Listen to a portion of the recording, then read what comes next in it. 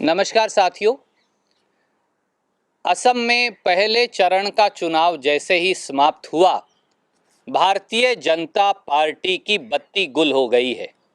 उनके चेहरे का भय और असम की बहादुर और जागरूक जनता के द्वारा अपर असम में जिस प्रकार से भारतीय जनता पार्टी को सिरे से खारिज कर दिया गया है, उससे भारतीय जनता पार्टी का केंद्रीय नेतृत्व से लेकर असम के भाजपाई मुख्यमंत्री सर्बानंद सोनोवाल जी और सब भयभीत हैं।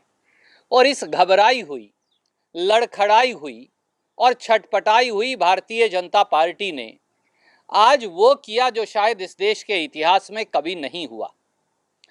असम के हर समाचार पत्र का पहला पन्ना उन्होंने इश्तहार के तौर पर खरीद लिया और मैं आपको भेज रहा हूं, पर ये असम ट्रिब्यून का पहला पन्ना आपको दिखा रहा हूं। ये अखबार की हेडलाइन नहीं है, ये भारतीय जनता पार्टी का इश्तहार है। पहले चरण का अपर असम का चुनाव हारने के बाद वो बड़े बड़े इश्तहार देकर ये बता रहे हैं बाकी के असम में जहां चुनाव होने वाला है कि वो सारी सीटें जीत जाएंगे। और ये एक अखबार में नहीं, ये असम के हर अखबार का पहला पन्ना है आज का। अगर आप देखेंगे तो हर अखबार में ऊपरी असम में भाजपा की जीत है वगैरह वगैरह। और ये जो आपको लगता है ये खबर है, ये खबर नहीं, भाजपा का इश्तिहार है। ये सीधे सीधे एक हारी हुई, बौखलाई हुई, छटपटाई हुई और घबराई हुई भारतीय जनता पार्टी, उनके राष्ट्रीय अध्यक्ष जेपी नड्डा जी, उनके मुख्यमंत्री सर्बानंद सोनोवाल जी, उनके प्रदेश अध्यक्ष रंजीत कुमार दास जी और भारतीय जनता पार्टी के पूरा नेतृत्व जो है, उनके द्वारा ये एक अपराध किया गया है।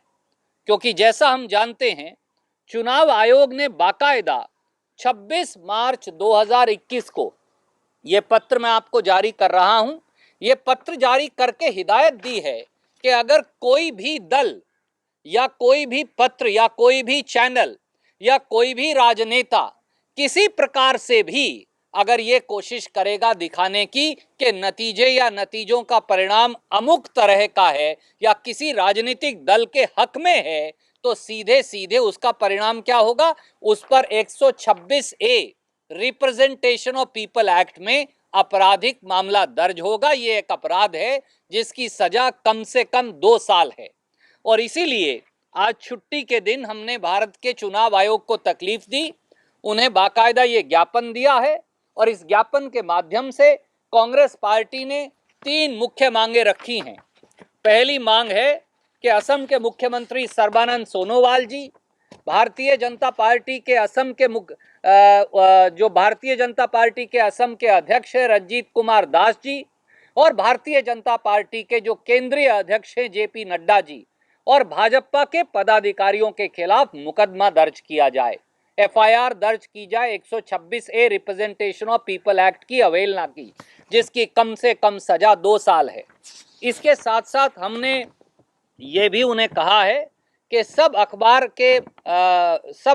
को, पत्रिकाओं को, पत्रों को और सभी चैनल्स को यह हिदायत दी जाए कि भाजपा ये जो अपराध कर रही है, इस अपराध में बिल्कुल भागीदार ना बने। ये पाप है, पाप के भागीदार ना बने।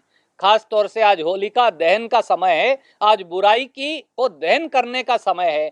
इस ऐसे में जो बुराई के सूत्रधार हैं भारतीय जनता पार्टी के लोग, उनका साथ ना दें। और इश्तहार जो है, आपको पता है कि एक एमसी एक कमेटी होती है जिसमें अप्रूवल होता है। इसका मतलब वो कमेटी भी भाजपा के साथ मिलकर इस अपराध की भागीदार है, उनको भी दंडित किया जाए और चुनाव की शुचिता, स्वतंत्रता और निष्पक्षता, इसे सुनिश्चित करने के लिए संपूर्ण कदम उठाए जाएं।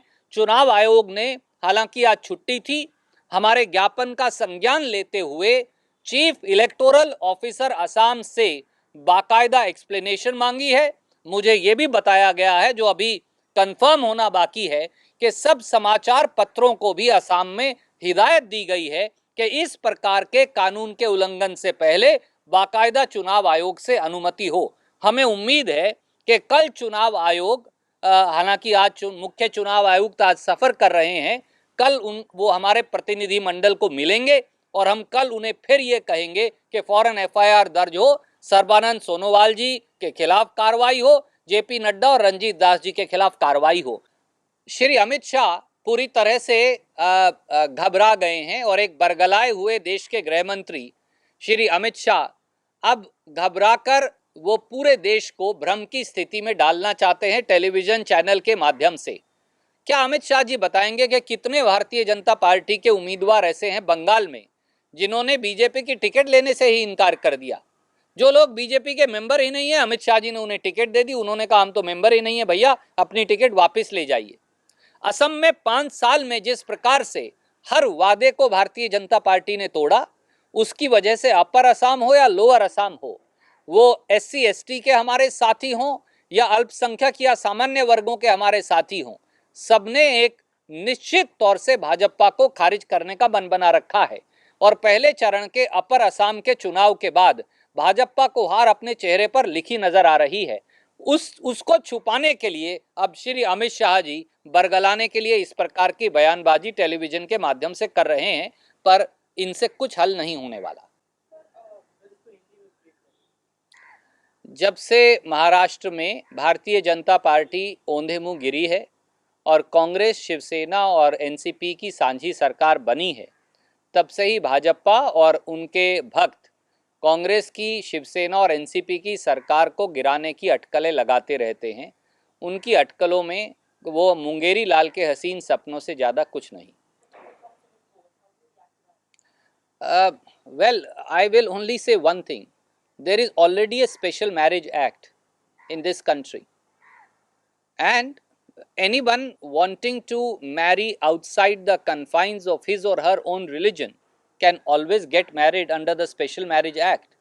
But I wish Chief Justice Bobde and the Honorable Supreme Court would also look at whether all the laws that are being brought by BJP governments in the name of love jihad go against the very grain of the Special Marriage Act and the intent of our constitution makers, including Pandit Nehru, Sardar Patel and Baba Saheb Ambedkar, to attack the confines of caste and religion and to ensure that citizens of modern independent India would move forward away from the confines of only religion, only caste, only region and only color. And I think the Honorable Supreme Court must look at whether such laws are really valid on the touchstone of the Constitution. Sir, Maharashtra में आपकी सहयोगी है और सरकार का नेतृत्व भी कर रही है। शिवसेना ने सामना में अनिल देशमुख पे हमला किया और ये भी शिकायत की है कि लघुलुआब ये है कि अपने पद पे अनिल देशमुख को नहीं रहना चाहिए, और जब सरकार पे हमला हो रहा था उद्धव ठाकरे पे, तब जो है कोई भी मंत्री नहीं बोला, सहयोगी मंत्री हो या सरकार का कोई मंत्री।